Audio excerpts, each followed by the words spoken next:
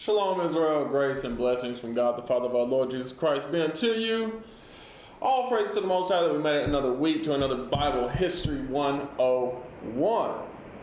And that rain is coming down now. I don't know if y'all can hear that, but I certainly hear it around me.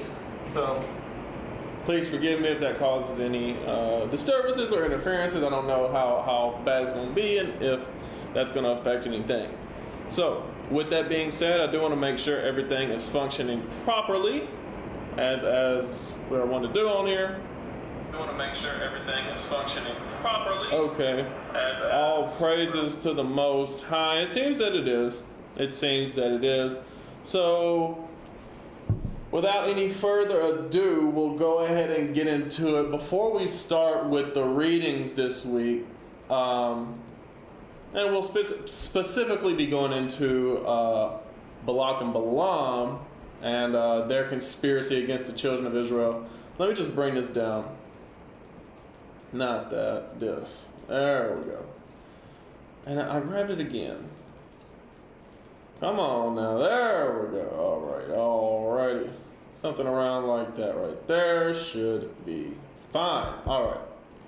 So, let's, before we get into the readings for this week, let's go ahead and look at some maps. I told y'all I'd have some better maps, and it's coming out of this book right here. I brought some stuff out of this book before, but this is the name of the book by Carl G. Rasmussen. It's called Zondervan, Atlas of the Bible, and this is the revised edition with Zondervan. They make some good stuff. The Zondervan Bible Dictionary I know is good. This Atlas of the Bible is good as well. So, you know, if you're interested in that, check it out. Actually, before we look at anything else, let's look at, this is like the desert, as it says right here, the Sinai or Negev wilderness, in which Israel spent 40 years. So as you can see, that's what the wilderness looked like. These dunes are probably about knee high, just based on the shadows that are being cast here by like the camera people. But it is kind of hard to tell there, but you know, rough terrain. So let's look at this right here, and this is what was described last week whenever Edom said that we could not go through their land. We could not take, as it says right here, the king's highway through their land, as Moses asked them. They made us go around to the south from Kadesh Barnea over here on the west, all the way down to around Ezion Geber and the Red Sea, by way of the Red Sea, right? And then travel north again up through Moab, and we read about the battle with Sihon, king of Bashan. As it says here, you have Gilead, and then north of Gilead, I don't know if you can see that up there. Does it say Bashan? Yeah, it says Bashan up here in the far north. You have the three regions that Israel gained, that the Israelites gained on the east of the Jordan, were Bashan in the north, up there towards Syria, you know, east of the Sea of Galilee. Then as you go further south, you get into Gilead, which was mostly inhabited by the Gadites. Some Manassites dwelt there as well. And then as you go south of Gilead, past the river Jabbok or Jabbok, you get into Aroer, which was inhabited by the Reubenites. All right? Bashan was inhabited by the east, or rather, by half the children of Manasseh. All right? But that just shows the way we went around to Sihon. And what does this show? Okay, so now this shows, I probably should have showed this first. This shows the scouting, the route that the scouts went on in Numbers 13. All right? So this is, you know, the Israelites were down in Kadesh Barnea. Moses sent the spies. They went all throughout the land. All right? So, from there, we'll get into the readings. All right? Just so you have a little context as far as geographical geographical context. So let's start with Numbers 22. And the children of Israel set forward and pitched in the plains of Moab on this side Jordan by Jericho. And Balak, the son of Zippor, saw all that Israel had done to the Amorites. So first, let's take a look. Because Jericho is actually on the west of the Jordan, but it's set on the east side of the Jordan next to Jericho, right? So Jericho is going to be on this map, I believe. Yeah, so for some reason it don't have Jericho right on the Jordan where it should be. But regardless.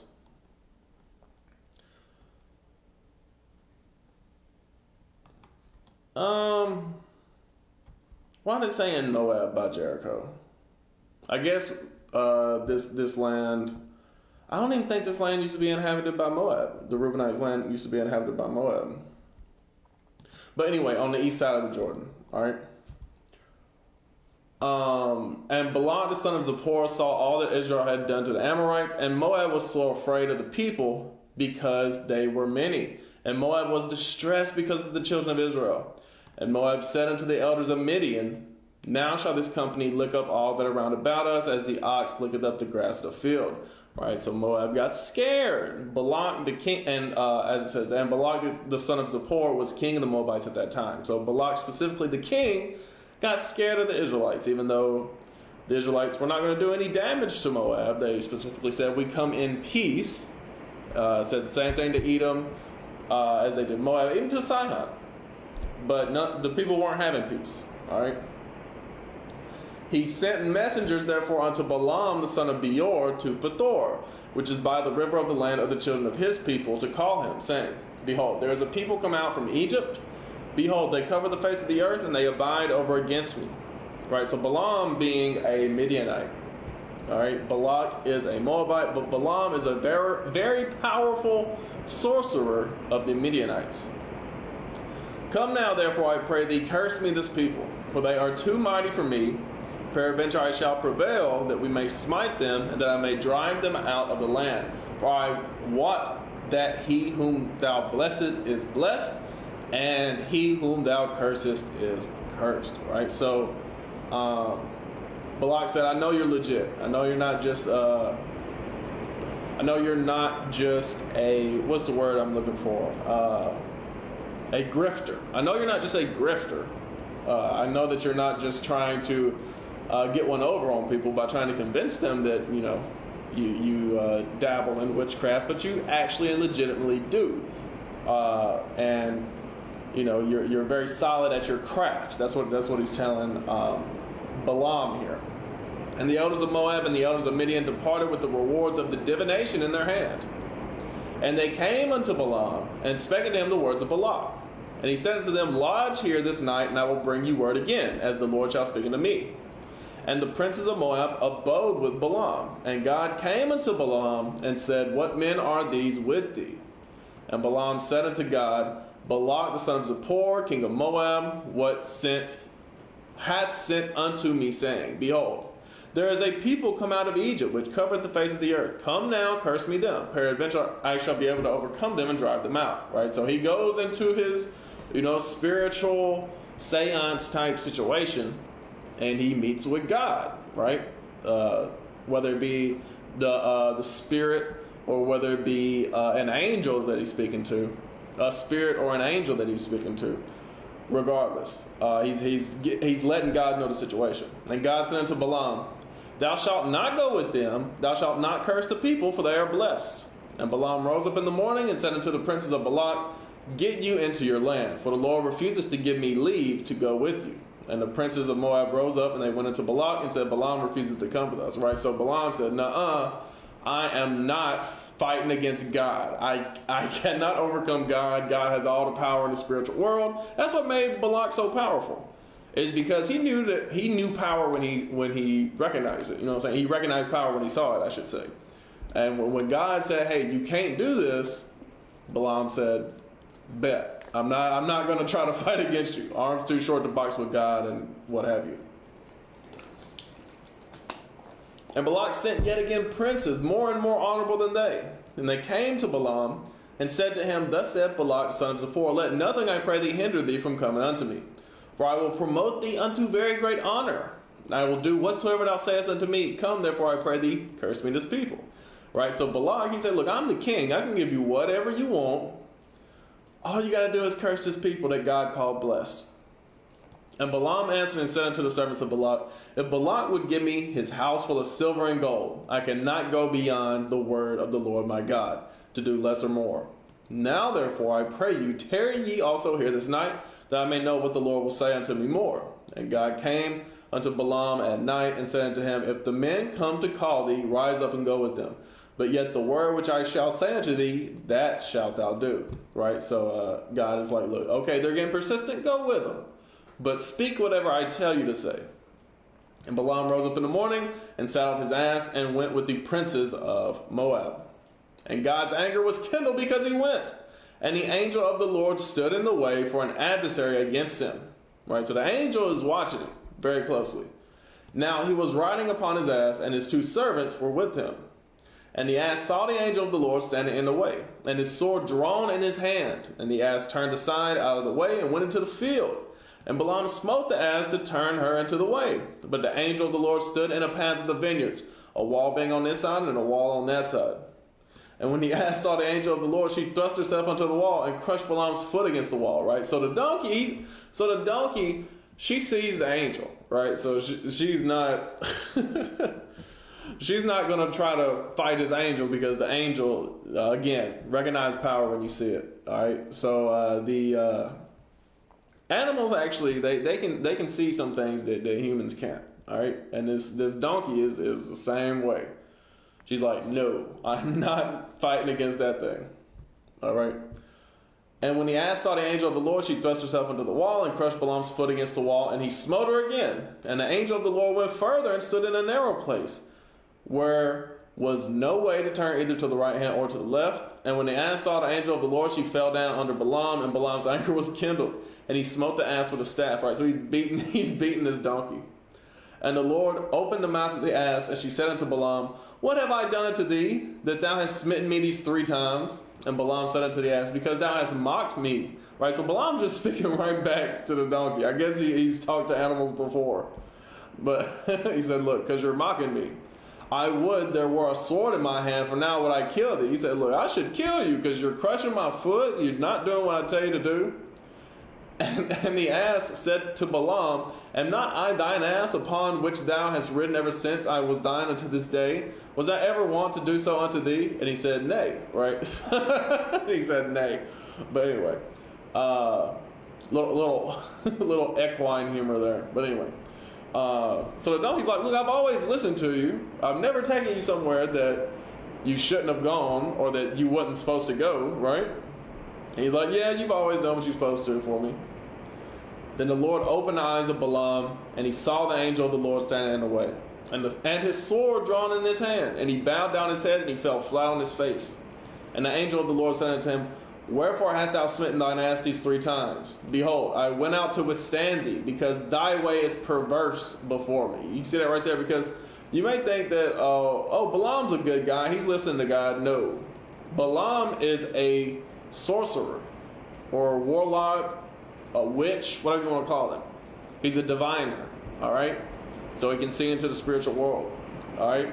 God said, thy way is perverse before me. And the ass saw me and turned from me these 3 times. Unless you had turned from me, surely now also I had slain thee and saved her alive, right? So he said, look, you better be thanking this donkey. This donkey just saved your life, all right? And Balaam said unto the angel of the Lord, I have sinned, for I knew not that thou stoodest in the way against me. Now therefore, if it displease thee, I will get me back again. And the angel of the Lord said unto Balaam, go with the men, but only the word that I shall speak unto thee, that thou shalt speak. So Balaam went with the princes of Balak, right? So God told Balaam to go with these men, right? But then you see that God's anger was kindled against him, right? So Balaam must have told these men that, I'm going to go and I'm going to bless, or rather, I'm going to curse these people, right? I'm going to bless the king and I'm going to curse these people. So he must have went with them under false pretenses, where else God wouldn't have sent an angel to try to kill him, all right? So he had to reiterate here, go with the men, but only the word that I shall speak unto thee, that thou shalt speak. Right? So he had to reiterate that, because apparently that's not what Balaam had told the men that he was going with. All right? And when Balak heard that Balaam was come, he went out to meet him unto a city of Moab, which is in the border of Arnon, which is in the utmost coast. And Balak said unto Balaam, Did I not earnestly send unto thee to call thee? Wherefore camest thou not unto me? Am I not able indeed to promote thee to honor? Right? So Balak said, look, I called you to come to me. Why are we meeting somewhere else? Arnon. I think Arnon would probably be on the map. Let's see. It's not. I feel like I've seen it on a map before. It might not be this one. Yeah, the Arnon River. There we go. There's the Arnon.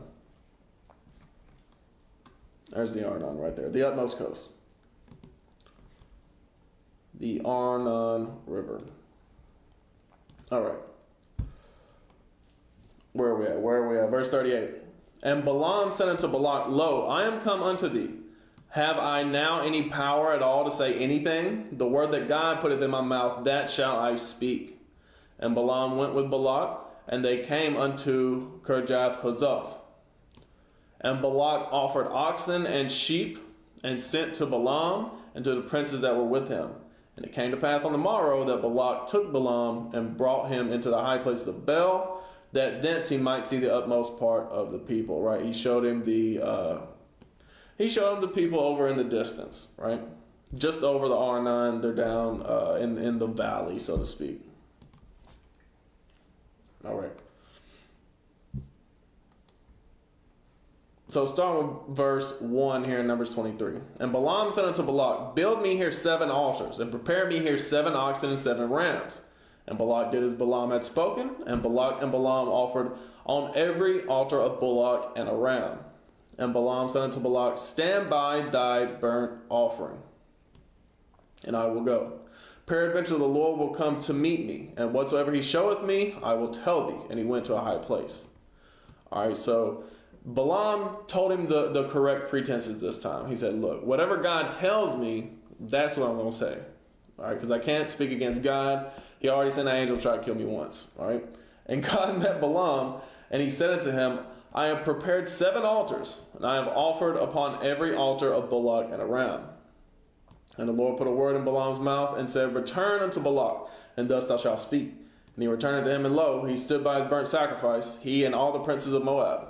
Right, so it's not just the king, it's all the king's men as well. And he took up his parable and said, Balak, the king of Moab, hath brought me from Aram, out of the mountains of the east, saying, Come, curse me Jacob, and come defy Israel. How shall I curse whom God hath not cursed? Or how shall I defy whom the Lord hath not defied? For from the top of the rocks I see him, and from the fields I behold him. Lo, the people shall dwell alone, and shall not be reckoned among the nations. Right? Jacob/Israel, the 12 tribes would be separate. Right? Who can count the dust of Jacob, and the number of the 4th part of Israel? Let me die the death of the righteous, and let my last end be like his. We see that right there. So he said, look, I wish I could be counted in that number. All right? I wish I could be counted among God's people. And Balak said unto Balaam, What hast thou done unto me? I took thee to curse mine enemies, and behold, thou hast blessed them altogether. And he answered and said, Must I not take heed to speak that which the Lord hath put in my mouth? He's like, look, I told you what it was going to be. I told you I was going to speak whatever the Lord told me to say. All right, you wanted me to come up and curse him. That's not what I told you I was going to do. And Balak said unto him, Come, I pray thee, with me unto another place, from whence thou mayest see them. Thou shalt see but the most part of them, and shalt not see them all, and curse me them from thence. He's like, look, this place has bad juju. That's what Balak is thinking. This place got bad juju. Let's go somewhere else. You can see him from a different angle. Maybe you can say something about him there. All right. And he brought him into the field of Zophim, to the top of Pisgah, and and built 7 altars, and offered a bullock and a ram on every altar. And he said unto Balak, Stand here by thy burnt offering, while I meet the Lord yonder. And the Lord met Balaam, and put a word in his mouth. and said, Go again unto Balak and say thus. And when he came to him, behold, he stood by his burnt offering, and the princes of Moab with him. And Balak said unto him, What hath the Lord spoken? And he took up his parable, and said, Rise up, Balak, and hear. Hearken unto me, thou son of Zippor.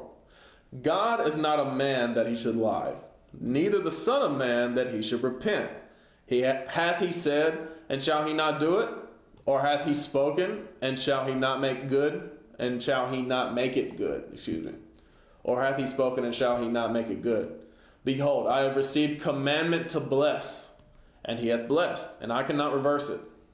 He hath not beheld iniquity in Jacob, neither hath he seen perverseness in Israel. The Lord his God is with him, and the shout of a king is among them. All right, so God is willing to overlook the sin of Jacob. God is willing to forgive his people. All right, God brought them out of Egypt. He hath, as it were, the strength of a unicorn. Unicorn in this case is like a rhino. All right. Surely there is no enchantment against Jacob, neither is there any divination against Israel. According to this time, it shall be said of Jacob and of Israel, What hath God wrought? Right? So if God is fighting for you, meaning if you are doing what God says, then no magic, no sorcery, no witchcraft can be done to you. All right, it does not work. It will fail because, again, God is over all things in the spiritual world. All right, so you can't like call spirits against somebody that God did not command the spirits to go to. All right, all power, especially spiritual power, comes from God. You can't go around that. All right, that's what Balak is finding out firsthand here. All right, behold, the people shall rise up as a great lion, and lift up himself as a young lion. He shall not lie down until he eat of the prey, and drink the blood of the slain. All right, so that's talking about when Christ comes back. All right, going to be a lot of bloodshed come Judgment Day. And Balak said unto Balaam, Neither curse them at all, nor bless them at all. But Balaam answered and said unto Balak, Told not I thee, saying, All that the Lord speaketh, that I must do? Right, so now Balak said, Look, I don't even want you to curse them no more. I just want you to shut up. Stop blessing them. And Balaam's like, No, don't worry like that. Whatever God said, that's what I'm going to say. And Balak said unto Balaam, Come, I pray thee. I will bring thee into another place. Peradventure it will please God that thou mayest curse me them from thence. Right, so he said, again, this place got bad juju. Well, let's go to a third place. And Balak brought Balaam unto the top of Peor, that looketh toward Jeshimon. I don't know if this actually has Jeshimon on it. It might be on his Old Testament map. What about this one? You show Jeshimon anywhere? No. That's Heshbon. And the Arnon River. There's a Red River. What about the OT map? OT Israel flat. Does this even show Moab? Yeah. It show Jeshimon. I know one of them showed Jeshimon. Let's see. I remember seeing Jeshimon. What about maybe it was the one that I downloaded last week said something about Jeshimon. I might be tripping.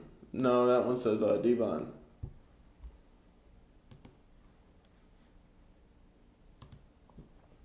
Regardless. And Balaam, shoot.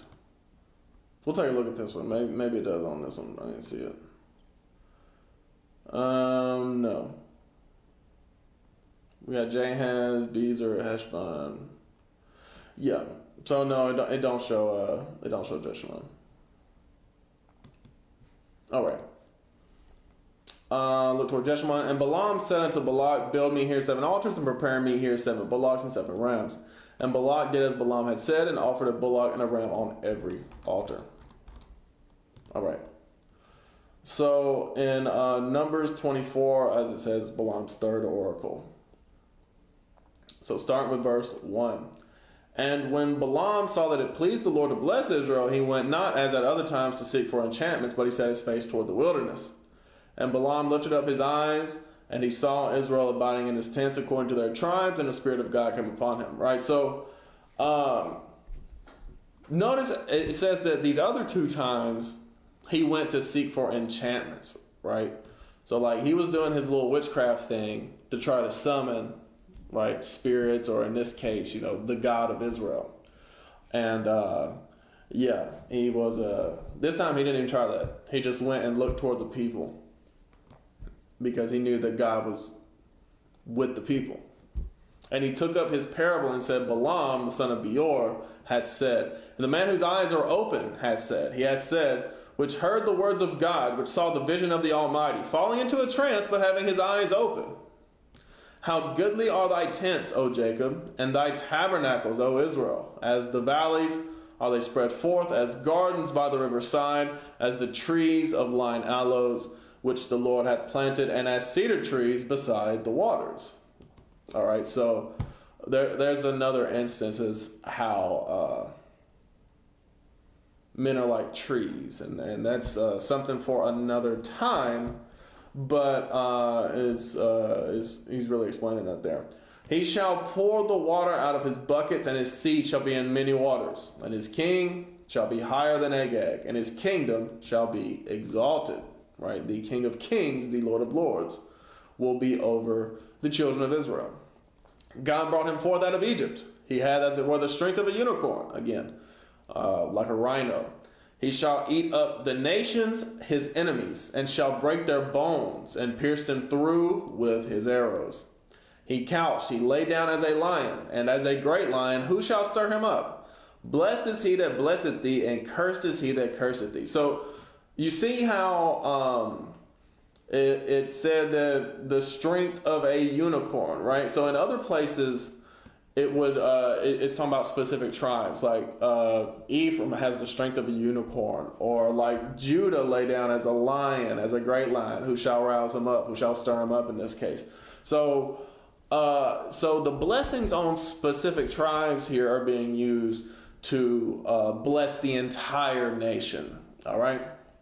But it also says this is actually the blessing that Abraham got from God. This shows that blessing from Abraham actually carries on through Isaac and Israel, right? And the descendants of Israel. Blessed is he that blesseth thee, and cursed is he that curseth thee. All right. And Balak's anger was kindled against Balaam, and he smote his hands together, right? So Balaam's there in a trance just speaking what God has given him to speak. And Balak said, enough, right? And Balak said unto Balaam, I called thee to curse mine enemies, and behold, thou hast altogether blessed them these 3 times. Therefore, now flee thou to thy place. He said, leave, go home. I thought to promote thee unto great honor, but lo, the Lord hath kept thee back from honor. Right? He said, the Lord, the God of these my enemies, he kept you back from honor. And Balaam said unto Balak, spake I not also to thy messengers, which thou sent unto me, saying, if Balak would give me his house full of silver and gold, I cannot go beyond the commandment of the Lord. He's like, look, I told you, this is why I didn't want to come, right? This is why I didn't want to come here, to do either good or bad of my own mind, but what the Lord saith, that will I speak. And now, behold, I go unto my people. Come therefore, and I will advertise thee what this people shall do to thy people in the latter days. Right? So Balaam said, my eyes are open now. As he said earlier, my eyes are open. I can see the vision of the Lord. I can see what he's going to do with this people. All right? Verse 15. And he took up his parable and said, Balaam the son of Beor has said, and the man whose eyes are open had said. He had said, which heard the words of God and knew the knowledge of the Most High, which saw the vision of the Almighty, falling into a trance, but having his eyes open. I shall see him, but not now. I shall behold him, but not nigh. There shall come a star out of Jacob, and a scepter shall rise out of Israel, and shall smite the corners of Moab, and destroy all the children of Sheth. Right? So this is Christ. He's talking about Christ coming to judge the world, Moab being the Chinese. And Edom shall be a possession. Seir also shall be a possession for his enemies, and Israel shall do valiantly. Edom being so-called Caucasians or Europeans, white folks, right? And Israel shall do valiantly, right? The 12 tribes of the children of Israel, God's people scattered all over the world. Out of Jacob shall come he that shall have dominion. and shall destroy him that remaineth of the city. Right, that's Jesus Christ. All right, shall have the dominion and bring judgment to the world. And when he looked on Amalek, he took up his parable and said, Amalek was the first of the nations, but his latter end shall be that he perish forever. All right, so that's Amalek. That's of Esau as well. And he shall perish forever. And he looked on the Kenites and took up his parable and said, strong is thy dwelling place, and thou puttest thy nest in a rock.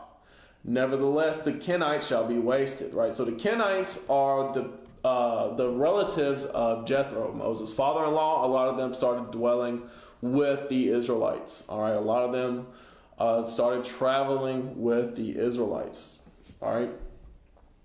Until Ashur shall carry thee away captive. Right. So the Assyrians took away the Kenites with the Israelites. And he took up his parable and said, alas, who shall live when God doeth this? And ships shall come from the coast of Chittim, and shall afflict Ashur, and shall afflict Eber, and he also shall perish forever. Right? So the coast of Chittim, that would be Rome, or Italy, and afflicted the Middle East. That's where they did. If you look at Rome's territory, they took all the Mediterranean area. All right.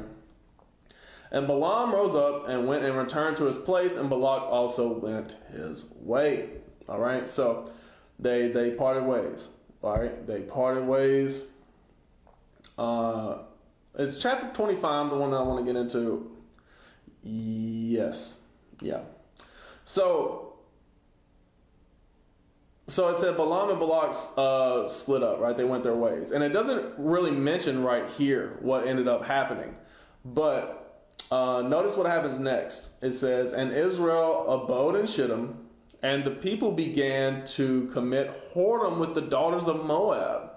So what happened here? Why are they joined together with these Moabite women? All right. If you read, I believe it's Deuteronomy 1, could be Deuteronomy 2. Might have to find it. Let's see, where are we at with the... Not the spies. Let's see. No. It might be Deuteronomy 2. Yeah. Yeah, because this is talking about the spies. So when we're not going to get into any Deuteronomy, because Deuteronomy is just Moses' last speech. So we're not going to get into that with Bible History 101. We're going to get into that. We'll get into some of Deuteronomy when we start getting into what is after Bible History 101. But is it really Deuteronomy 3? Could be Deuteronomy 3. Because he's recounting all this history that we're reading here. Moses, that is.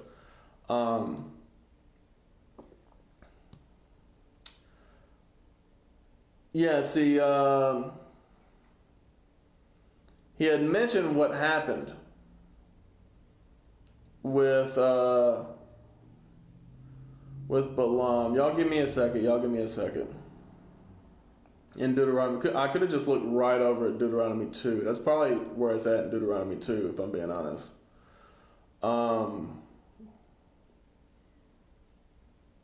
Yeah, y'all give me 1 second.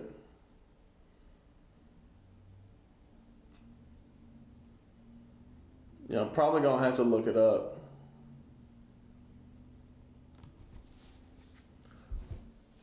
Don't tell me that I'm skipping right over this.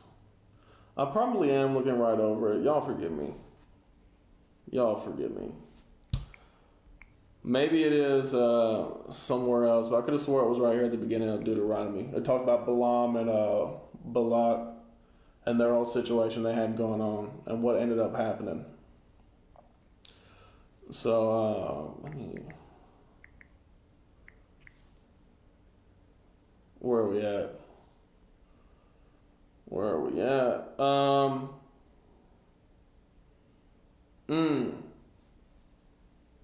No, it's actually later in Actually, later in Numbers, I think. Yes, yeah. So it's later in Numbers, but I do want to get this.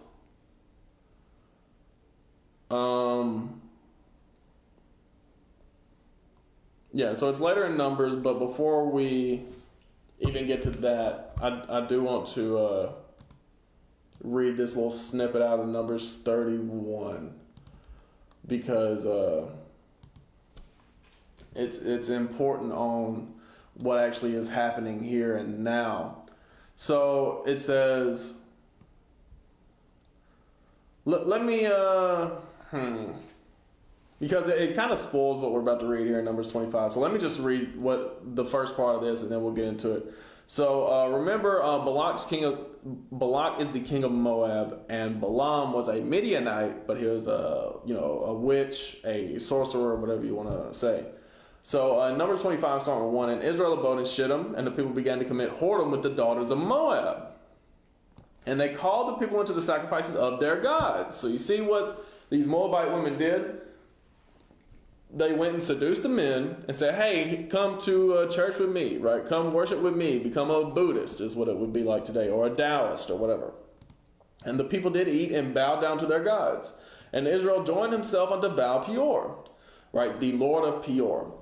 And the anger of the Lord was kindled against Israel. And the Lord said unto Moses, take all the heads of the people and hang them up before the Lord against the sun, that the fierce anger of the Lord may be turned away from Israel, right? So the Lord said, look, you got to kill all these idolaters so that the judgment don't come on all the people and only just the idolaters. And Moses said unto the judges of Israel, slay ye everyone his men that were joined unto Baal Peor. And behold, one of the children of Israel came and brought unto his brethren a Midianitish woman in the sight of Moses and in the sight of all the congregation of the children of Israel, who were weeping before the door of the tabernacle of the congregation. So, what do you have here? You have Moabite women and Midianite women. Is that a coincidence? No, it's not. All right, the same type of people that was Balak and Balaam. They went and told their people, hey, look, the only way to prevent the children of Israel from getting their blessings is if we get them to sin against their God. So you women, let's take the finest women, y'all go and seduce these men and get them to serve your gods. All right? So here in Numbers 31 and verse 16, it says, behold, these caused the children of Israel through the counsel of Balaam to commit trespass against the Lord in the matter of Peor. And there was a plague among the congregation of the Lord. Now, therefore, kill every male among the little ones, and kill every woman that hath known man by lying with him. Right? So, this is going into, the vengeance on Midian, as it says here. But we'll get to that at some other point. But the point I'm trying to make here is that this is all through the counsel of Balaam. So don't read, Numbers 22, 23, and 24 and be like, oh, Balaam, he's such a good guy because, he was speaking prophecy of the Lord. No. He was a witch who was hired against the children of Israel. All right? So he started scouting, right? And when he saw that he could not curse them by his own means, he said, I know how we can do it. Let's get them in sin. All right? All right, so we see one of the children of Israel brought a Midianite woman in the sight of Moses and in the sight of all the congregation. Check this out, though. And when Phinehas, the son of Eleazar, the son of Aaron, the priest, saw it, he rose up from among the congregation and took a javelin in his hand, and he went in after the man of Israel into the tent and thrust both them through, the man of Israel and the woman through her belly. So the plague was stayed from the children of Israel, right? So he smote the man through his back and then got the woman through her belly, right? Because the man was on top of the woman, right? They were banging. And so Phinehas was like, look, y'all just gonna blatantly sin like this in front of everybody when we're trying to root out the sin? No. Boom. Got him. Zealousness. Right, the zeal of Phinehas. And those that died in the plague were 24,000. So there was 24,000 people who fell into idolatry based off the back of these Moabite and Midianite women through the counsel of Balaam. All right. And the Lord spake unto Moses, saying, Phinehas, the son of Eleazar, the son of Aaron, the priest, had turned my wrath away from the children of Israel, while he was zealous for my sake among them, that I consume not the children of Israel in my jealousy. Wherefore say, Behold, I give unto him my covenant of peace, and he shall have it, and his seed after him, even the covenant of an everlasting priesthood, because he was zealous for his God and made an atonement for the children of Israel. You see that right there. So Phinehas became the heir to the high priest, right? So at this point you had Aaron, Eleazar, and Phinehas is next in line, all right?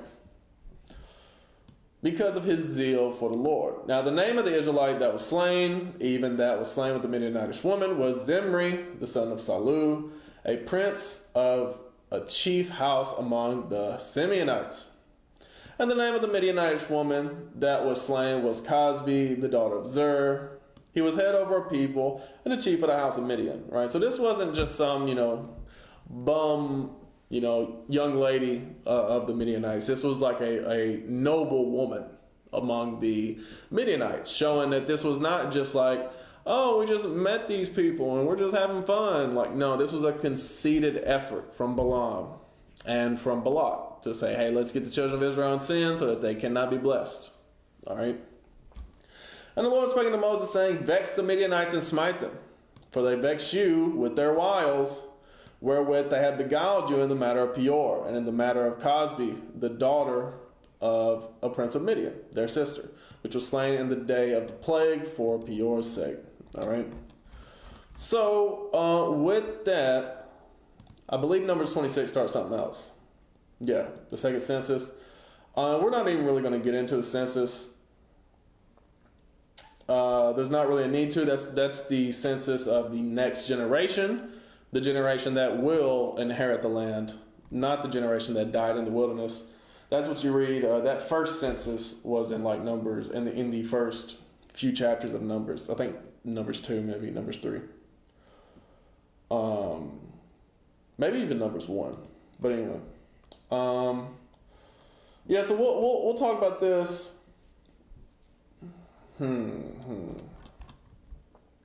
Yeah, we'll get into the daughters of Zelophehad. We might have time to do it now. We're not going to get into the laws next week. We'll get into the vengeance on Midian next week for sure, though. And then the taking of... not the taking of the land, because the land has already been taken by Og, and, or rather from Og and Sihon, right? Bashan, Aurora, and Gilead has already been taken. But you'll see that Gad and Reuben and the half tribe of Manasseh are the ones who inherit the land. We'll get into all that good stuff next week. With that, hey, don't celebrate that foolishness tomorrow, all right? That Thanksgiving, the day of sorrows, all right? That's all it is. All right, it's a day celebrating genocide. Don't do it, all right? If you love God, you wouldn't do it. God has ordained days for us to celebrate. Hanukkah's coming up, you know what I'm saying? And you should be giving God thanks every day, all right? It's not just like a one day out of the year. So the one day that they give God thanks is the day representing the genocide. That's what they're thanking God for, is the killing of his people. All right, that's what it all goes back to. So just don't. All right. So with that being said, I will go ahead and close it out with Matthew 26, because we talked about Christ's return and the judgment he's bringing on. Moab specifically. I mentioned Moab. Then I mentioned Esau. Then I mentioned, even the Kenites. Amalek as well. Amalek, them wicked bastards. But Matthew 26. Starting with verse 6. Now when Jesus was in Bethany in the house of Simon the leper, there came unto him a woman having an alabaster box of very precious ointment, and poured it on his head as he sat at meat. But when his disciples saw it, they had indignation, saying, To what purpose is this waste? For his ointment might have been sold for much and given to the poor. When Jesus understood it, he said unto them, Why trouble you the woman? For she hath wrought a good work upon me. For ye have the poor always with you, but me ye have not always. For in that she hath poured this ointment on my body, she did it for my burial. Verily I say unto you, wheresoever this gospel shall be preached in the whole world, there shall also this that this woman hath done be told for a memorial of her. So with that, all praise to the Most High for that sister doing a wonderful thing for our Lord. And hope y'all learned something. I say, shalom, and let God be magnified.